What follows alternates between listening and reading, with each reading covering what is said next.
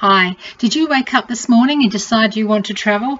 Are you new at it? Have you never been traveling before? Are you a little bit older and just not quite sure what to do? Well, welcome to our introductory video for our new travelers and maybe those a little older.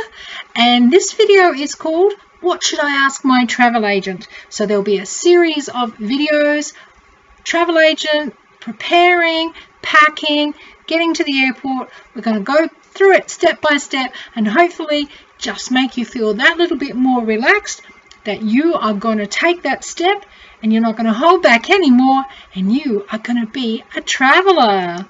One of the big questions I'm asked is, do I book through a travel agent or do I book it all myself online? Well, the answer to that is whatever you feel comfortable doing. When we first started traveling, we weren't brave enough to do anything online. So we went to a travel agent, and this might be the way to go if you've never traveled or it's been years since you've traveled, because you don't want to hold yourself up with that indecision of what's best for you. In this video, we're going to just speak about going through a travel agent. So bear with me. And number one is, do I book with a travel agent or do I book myself? That's a good question. Number two, decide your destination. There is a world of places out there, just not the normal big cities that you hear about. If you have a computer or a local library, go down, think about some destinations and research them a little bit. Get some more information and make a great decision. I think having flexible dates is a really good idea. It makes it easier when you go into a travel agent to probably get the best deals. So decide on some travel dates, and if you can travel a few days either side, that'll make it a lot easier for you, and maybe you'll get a better deal. Number four, and always will be, is research. Not just your destination, but your accommodation, the airlines, or if you're cruising, the cruise ship companies. There are so many places on the internet to give you some great ideas. YouTube is amazing. And just Googling, and also TripAdvisor. If you're going into YouTube, use a variety of search criteria. Maybe if it's Thailand, for instance, type in Thailand, see what videos come up, or things to do in Thailand. But that's a really good idea. Is it going to be high season, low season, wet, dry season, hurricane season, winter, summer, the dreaded school holidays? These will all impact on the price and whether, you have to decide whether you want to go in those seasons. So, yep, do some more research. When you found some accommodation that you like, what I normally do is I have a couple of loads of places for the accommodation, just in case for some reason it's booked out or it's just a bit more expensive than what I want. So I also choose what type of room, because you might get superior, deluxe, and it sort of goes up from there. And decide whether you want a pool view, a mountain view, you don't care view. Is it non-smoking, smoking, or do you want a balcony? If you're on a cruise ship, do you want to be internal, external? External's got the windows, the portholes. And if you're in a wheelchair, maybe find out what sort of access it has. If you've got any special requirements, find out what that has also. And if you're on a cruise, you've got to choose what deck you're on, because I believe that also changes the amount that you will be charged. So check all that out and you'll be well informed when you go to your travel agent. I just thought as well, when you're choosing your accommodation, you should also do some research about what sort of things you want to do, so that you're not your accommodation's not like up in a mountain when everything you want to do is down on the mainland or the flatland. So that's always a good idea. Otherwise you're paying maybe a lot in taxis, taxis or tuk-tuks or motorbike, whatever. So that's also another thing to just have a think about when you're choosing accommodation. So now you've done a bit of research, you've got some idea of where you want to go, accommodation, where you want to be, what sort of room. Now think about heading off to the travel agent. Now I always get quotes from 2 or 3 travel agents. If they're all the same company name, it doesn't matter where you go, you're going to get the same quote because they'll have you on the computer already. So, you know, pick a travel agent obviously from a different company. I normally have everything written down, or sometimes I just email in the inquiry. That way then it's written down, there can be no misinterpretation or confusion. So now my next tip, number 7, is walk into the travel agent, advise your destination, ask for them to give you their best deal on flights or the cruising fares. And with flights, play around. Like, don't just say I want this airline, you know, or I want to be on this cruise ship, because sometimes, and with the cruise ships, you go on the cruise liner's webpage and it will show you the destination and the routes to take and what they see on the way. So that's a good idea too. So be well informed and make sure you get what you want. Number 8, if you can, as I said before, if you can be flexible with your travel dates, that might make it easier, and sometimes you get better deals. It only has to be a day here, a day there. For instance, as well, if you're going to travel at Christmas Day is supposed to be the cheapest day that you will travel. So even though a lot of people, and that's exactly why a lot of people don't want to travel on Christmas Day, but it's a good money saver if you can. My number nine. Okay, so it's direct flights versus stopovers. So we travel usually from Australia, in Adelaide in Australia, and we love to spend time in Thailand. And what we find is we can either fly out from Adelaide, and a flight that will go directly to KL, which is in Malaysia, and then another sort of smaller flight over to Thailand, to Phuket. Or we can go interstate here and go to one of our other states, and usually there's a 2 or 3 hour layover, and then, but you know, then it kind of, what happens is, you know, we tend to fly to one of the other states and then fly out over Australia, or if we leave from Adelaide, we fly straight in that direction. If you want to save time in your travel, a direct flight is a better way to go. But sometimes going to the other states here, we can also save money.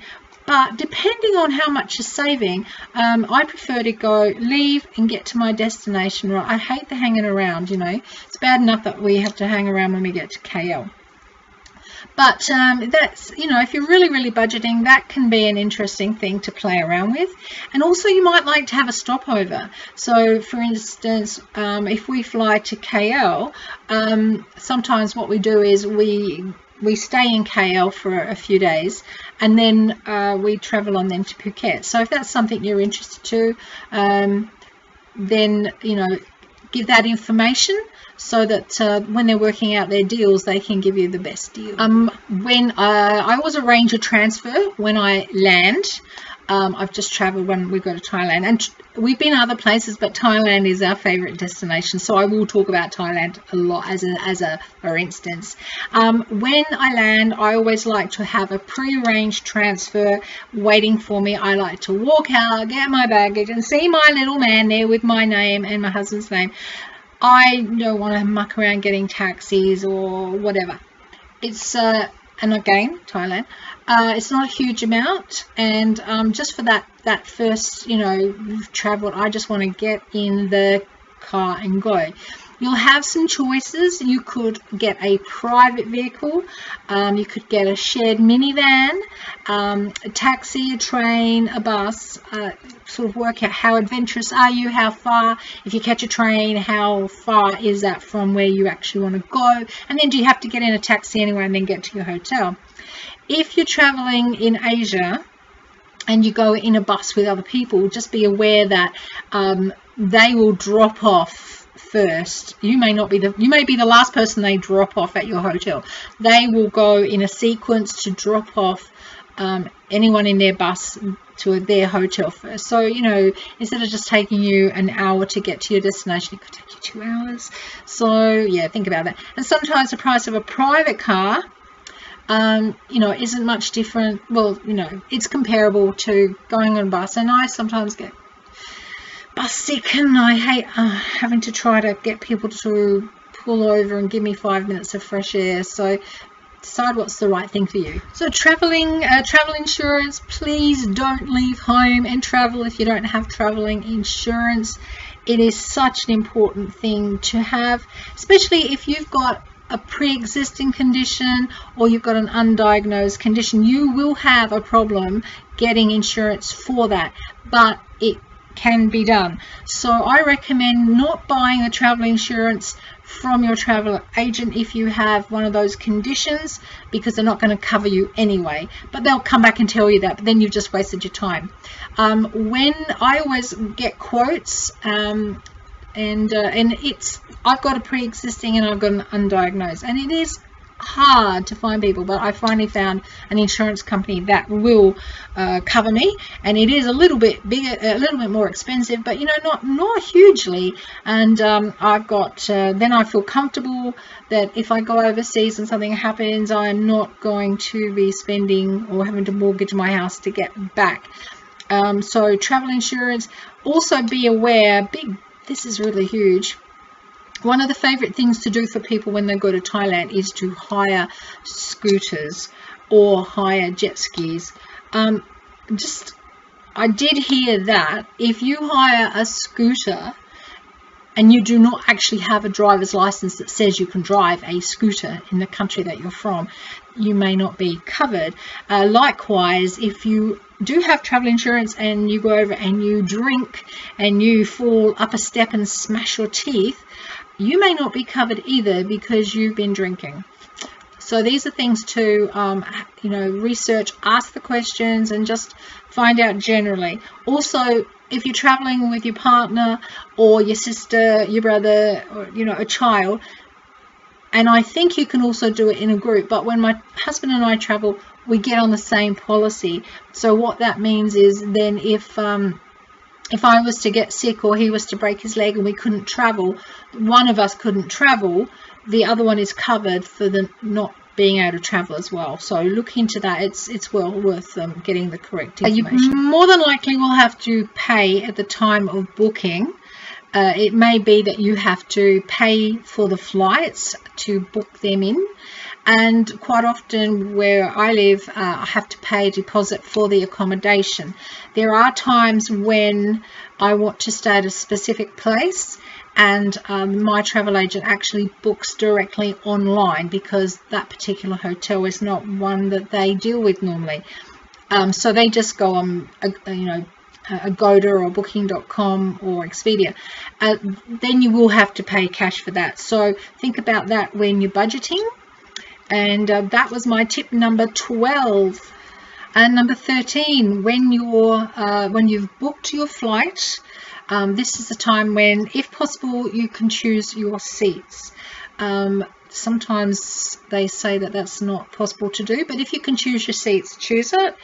And if you're going to be brave enough to check in online, which would happen 48 hours before you fly out, which you don't have to do if you can't do it.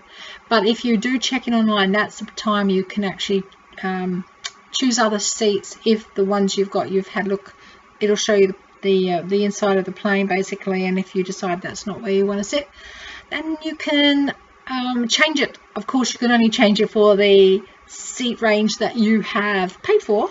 You're not going to be able to change yourself to first class. Good try, but that's not going to happen. Number 14, you have to have a current passport. And I do believe that your passport has to have at least, I think it's 6 more months validation to it before you even leave the country. So check on your passport, because sometimes, you know, time goes by. Or buy yourself a passport. Do not go and book everything without a passport. Get it done, and it's always handy to have, because especially if you've got family overseas, if you've got children that travel overseas, it's always a good job to have a passport, because if they got sick or anything, you might need to rush off and help them out. And if you haven't got a passport, you're not going anywhere in a hurry. So 14, get yourself a current passport. This is number 15. Tip number 15, check your baggage allowance. Each airline carrier will have their own baggage allowance. If you're traveling an international flight, that will be covered by their baggage allowance. If you're traveling on an international flight and then moving on to a more domestic flight, or if you are going on internal flights, that may have a different baggage allowance. Check it out before you go, and this is where you can do it all on the website if your travel agent cannot help you, which they should be able to help you because that is their job, so you can even ask them. Also, your suitcase will weigh in. The weight of your suitcase will count on your baggage allowance. If you've got a really old suitcase, maybe you think about buying a new one, because the newer ones are really lightweight and do not take up a lot of weight. Don't forget also, your carry-on bag has to fit certain dimensions, and also has its own baggage allowance, so don't get caught there. Just get that for any special dietary requirements that you have is at the travel agent when you book your flights. If you forget, you can go on to your carrier, and I'm talking obviously about flights more than anything, and you should be able to request them online. Probably easier if you can do it at the travel agents. Don't expect to get on the plane and for them to have specific food that's going to meet your requirements, because that's not going to happen. And sometimes there's a long flight, and yeah, I don't want to go without my food. So yep, special dietary requirements, and this is tip number 16.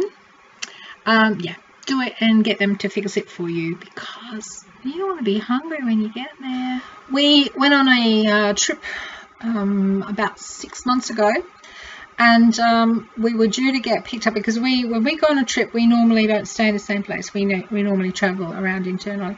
And my husband, we were supposed to get a phone call to say that the next day we were going to get picked up by a certain, at a certain time to take us to the airport. And my husband all day was really antsy, and, he said, I don't know. Why haven't they rung? Why haven't they rung? And so he pulled out the itinerary, and when we checked, the actual pickup had been booked. So a typo error had booked it for a completely different month. So what we quickly emailed our travel agent, that's another, in a way, good reason to have a travel agent. But we emailed the travel agent. She got it sorted, so the next day our transfer turned up and got us to the airport on time. When you get your paperwork, before you even leave the office, you need to read everything. You need to read all your dates, your accommodation, how many nights they've booked you in for. The onus is on you to get it right. It's no good, going somewhere. It's like us. We couldn't turn around and blame her for getting it wrong. I mean, ultimately, yeah, she did it. She did the typo error, but ultimately we were supposed to read it. And, sometimes you get complaints and, yeah, that's right. Read it. Make sure that you know that every step of the way you are booked and you agree with everything they say. So, by the time you leave your travel agent, these are the things that should have happened. And yes, I'm going to read them because I don't want to miss anything out.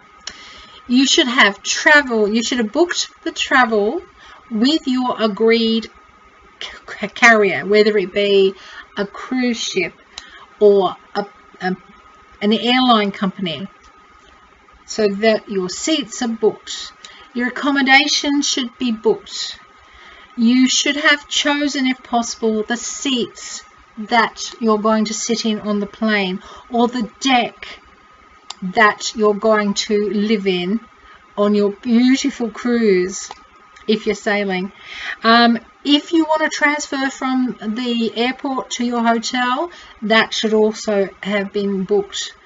You can do that by yourself, but I recommend, if you're a first or second or a third time traveller, maybe just get that done. And that's one more thing you don't have to worry about. No taxi driver's going to rip you off because you've already prepaid for it. Usually the travel agent has to cite your passport before you get the tickets.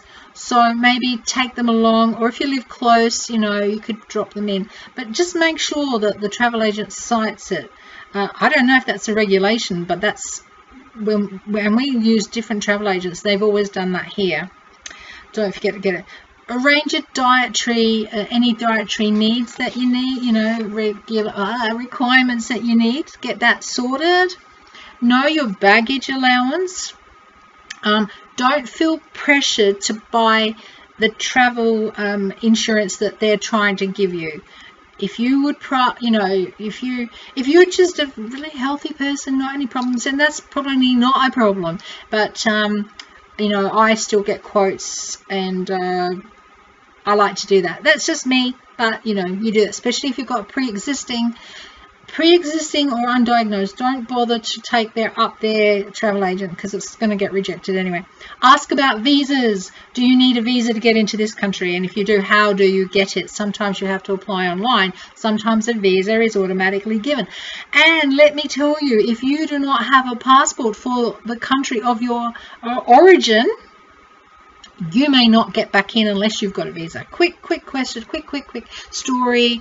Husband lived in Australia 40 odd years, has a British passport, but he has to get a visa to get back into Australia. So I think you buy it last 5 years.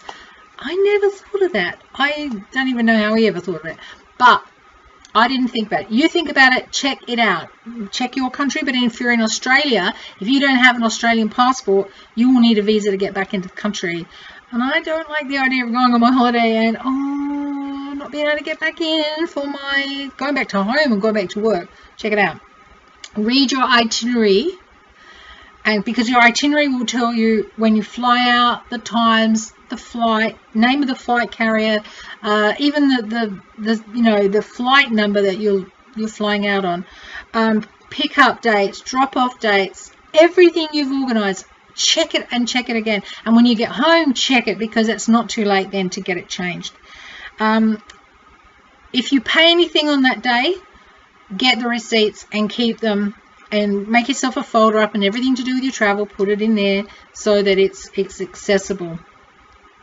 And retain state. You probably will get told that, especially if your flight is quite a long time away, that they will organize for you to pick up your tickets, your itinerary, if you've bought insurance from them, all the paperwork.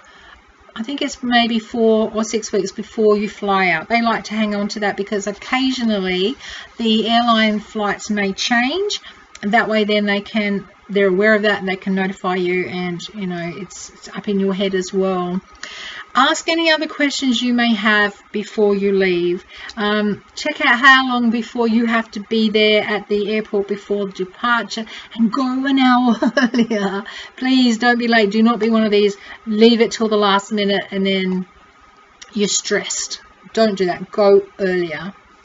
So I think that is very quickly and in a nutshell all that I need to tell you at the moment. I'm going to have my email address down below, and I'm happy to send you a Word document with all that I've spoken about here, and some would be in a little bit more depth than that. I'll answer any questions I can. I'm only just a traveller who's only been travelling for the last 9 years, and I've never travelled before. My husband and I are now over 60. We're a little bit more worldly as to travel.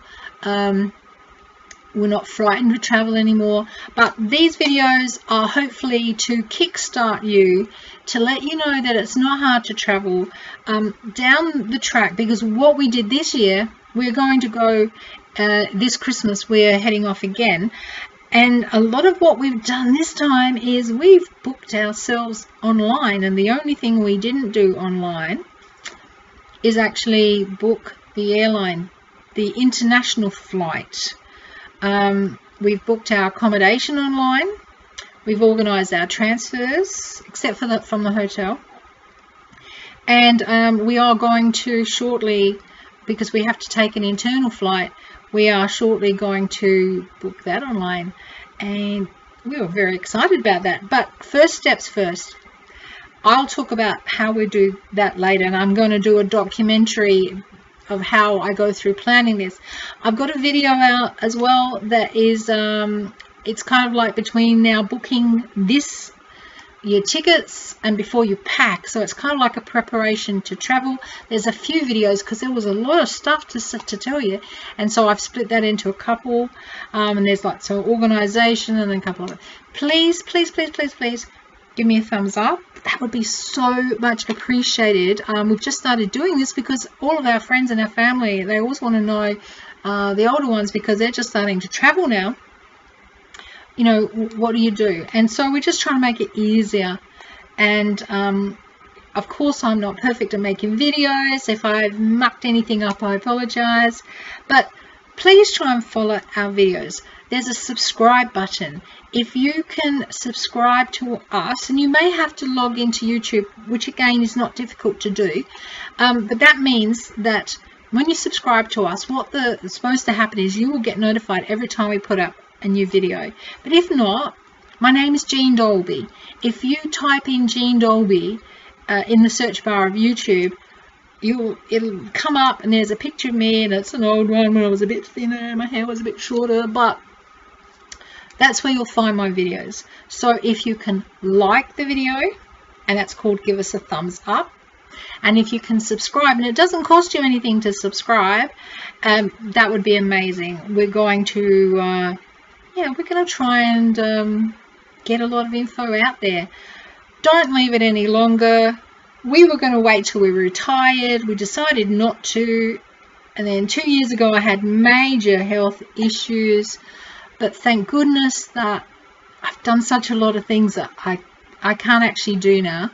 One of which is my sight. I've lost quite a bit of sight, and so it just means that some things I'm not going to be able to do, but it's not going to stop me from traveling, and it mustn't stop you from traveling. And travel, don't leave it. And it doesn't matter whether you're young and new to travel or old new to travel.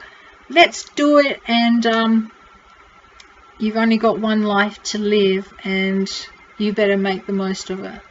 All right, I will see you in the next video, and the next video of course is preparing to travel organization, and that's split into 2. And then after that, we've got some more. I can't believe how long it takes me to do this and then to edit. Oh, thank you very much, and we'll see you in the next video.